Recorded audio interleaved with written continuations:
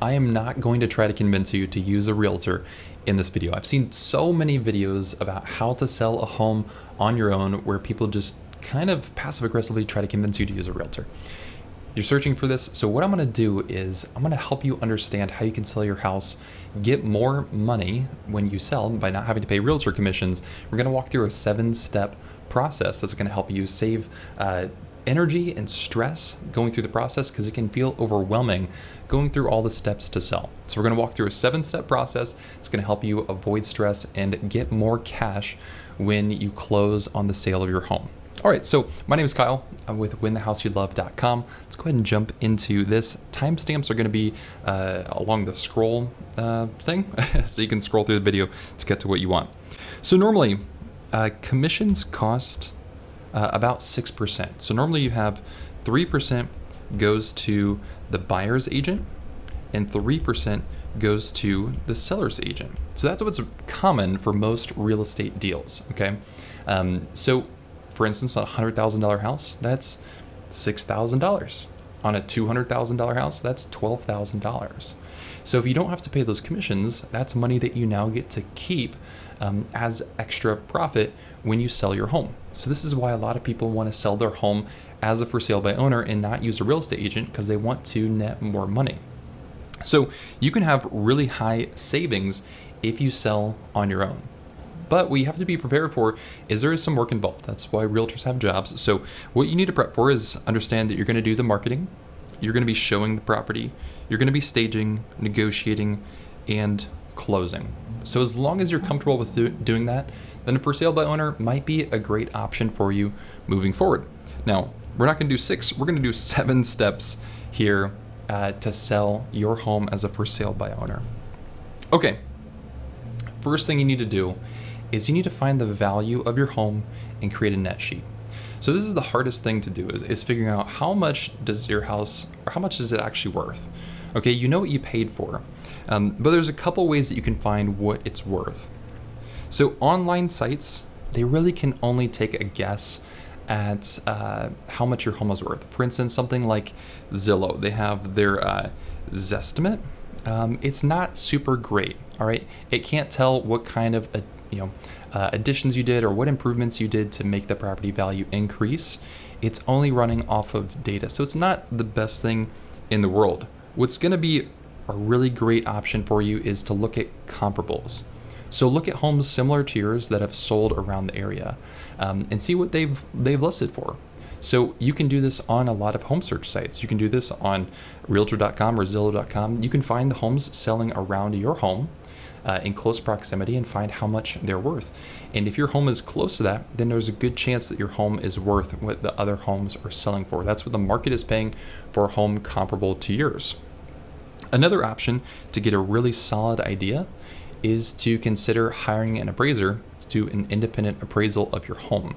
Now, this normally is probably around $300 to $500 to have an appraiser do this, but this is going to give you an incredibly solid idea of how much your home is worth, and you're not going to have to play the guessing game. So what I personally would do is look to find comps, then list your home at one price. And if you need to, you can always decrease it down the line. You don't have to list it at one price and then, it never changes. If you don't get any buyers at one price for a certain period of time, you can lower it, and that's perfectly fine.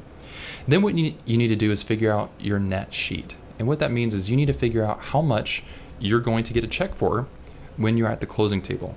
So for instance, if your home is worth $200,000, and let's say you currently have a mortgage on it for $150,000.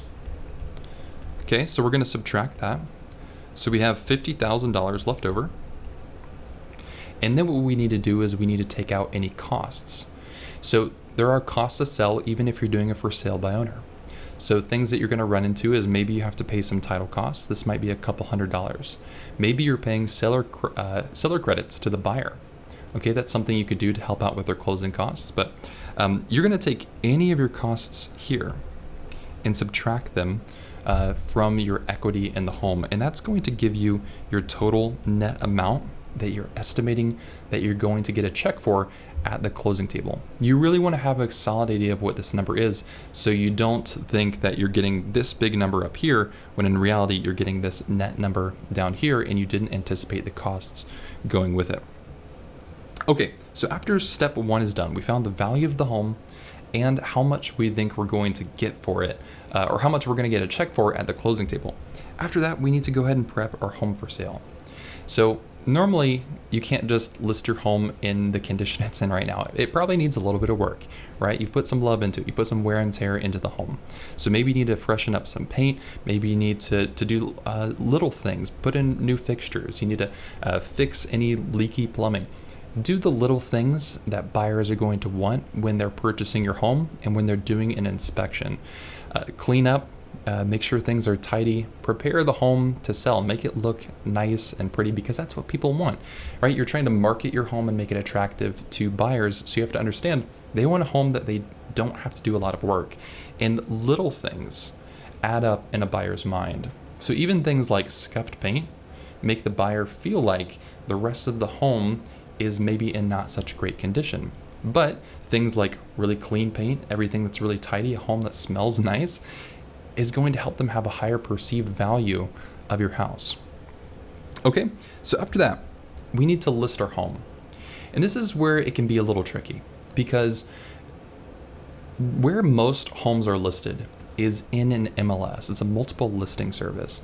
And what this is it's a kind of an aggregate of all of the homes for sale in an area. But realtors are the only ones who have access to an MLS. So you as a for sale by owner can't get access to this MLS. That means you have to individually put your home for sale on independent sites like Zillow or Realtor.com, or I don't even think you can do Realtor.com. You might be able to do Trulia or Homes.com. So you have to independently do this, or you have to do word of mouth to get that's a check mark, or to get the word out about your home being for sale. So you kind of have a smaller pool, a smaller audience of people who are looking at your home. So what you really want to do is get that home on an MLS. And one way that you can do that is through what's called a flat fee MLS listing. Basically what this is there are realtors in your market who are offering the ability to put your home on the MLS. They're going to use their license to put your home on the MLS, but they are going to charge a fee. Normally, it's anywhere between $300 to $1,000. They have different packages normally where they're going to add in different services and whatever else, bells and whistles there that you can choose or not choose. But basically what you're doing is you're paying a realtor to use their license to list your home on the MLS so it gets in front of a lot more people. The benefit of this as well is it syndicates your home to all the other sites. So instead of you having to put your home on Zillow and another website individually, you put it on the MLS and it immediately goes out to all of the other sites for free. You're going to get a bigger pool if you go with something like a flat fee MLS listing. And again, this is something that's going to add into your cost here, but it's not going to be a percentage, right? Paying $300 is not as bad as paying $6,000 or $12,000.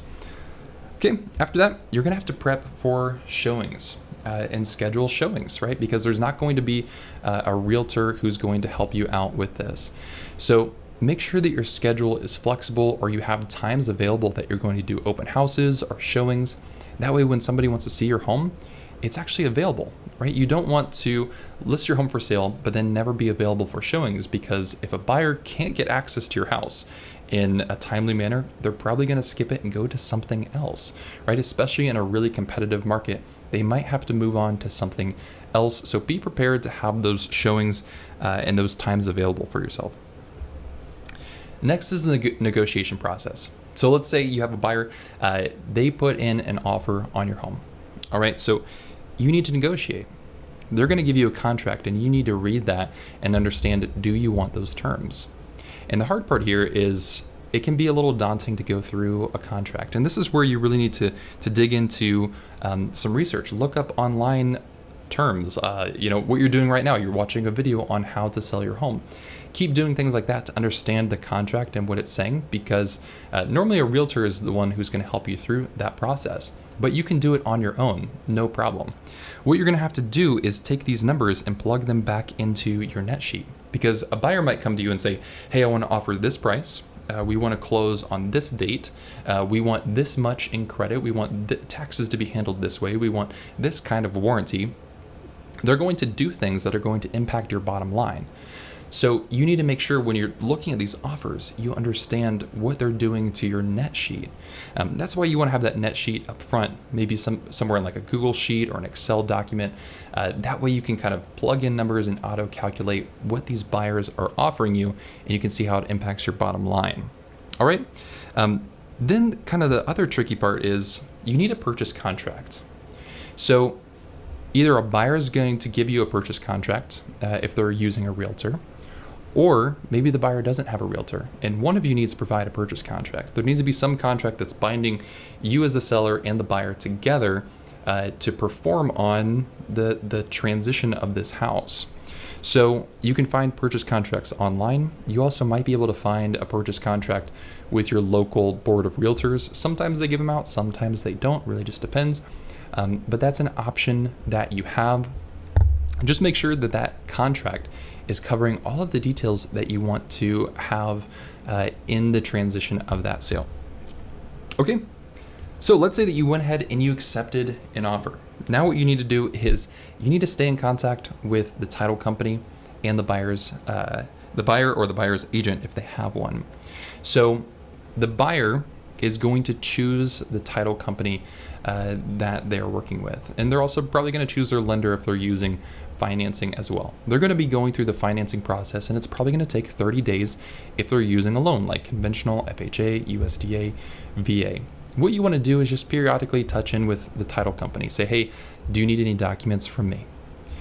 Touch in with the buyer or the buyer's agent. Hey, is there anything that you need from me? Stay in the loop with them. That way you can understand what's going on in the process and if there's anything that needs to be done. For the most part, you're kind of going to be sitting back and the buyer is going to be running the scheduling of inspections, of the appraisal, if that's happening.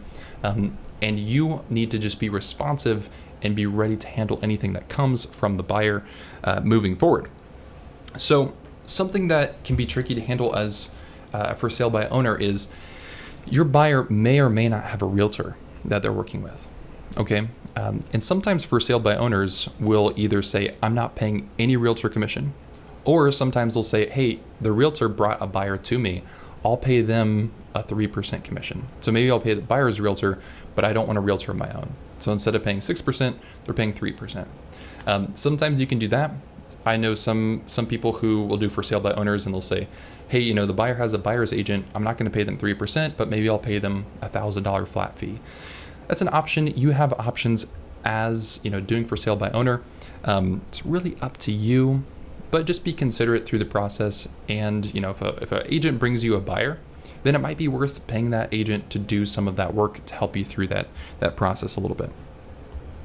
And then finally, what you need to do is coordinate your funds. And the way that you're going to do this is with the title company.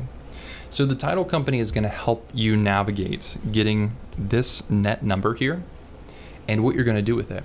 Either you're going to get that as a check and you're just going to put it in your bank account, or maybe you're having that wired over to another purchase that you're doing, maybe moving those funds over as a down payment. It's a lot of things that you can do with these funds that you're going to get from the sale of your home, and the title company is going to be the one arranging that. They're going to be the ones who are arranging the payoff of your mortgage, who are handling any taxes, who are handling all of those logistics for you. So that's why you need to stay in touch with the title company. So obviously this is not the most detailed thing. We could spend probably hours talking about step by step, but this should give you a good overview, kind of a good launching platform to go do some more research on how to sell a home well. All right, so I hope this helps you out. If you want to learn more about selling, I have a custom playlist over here. It's going to help you learn some more ins and outs of selling, but thank you so much for watching.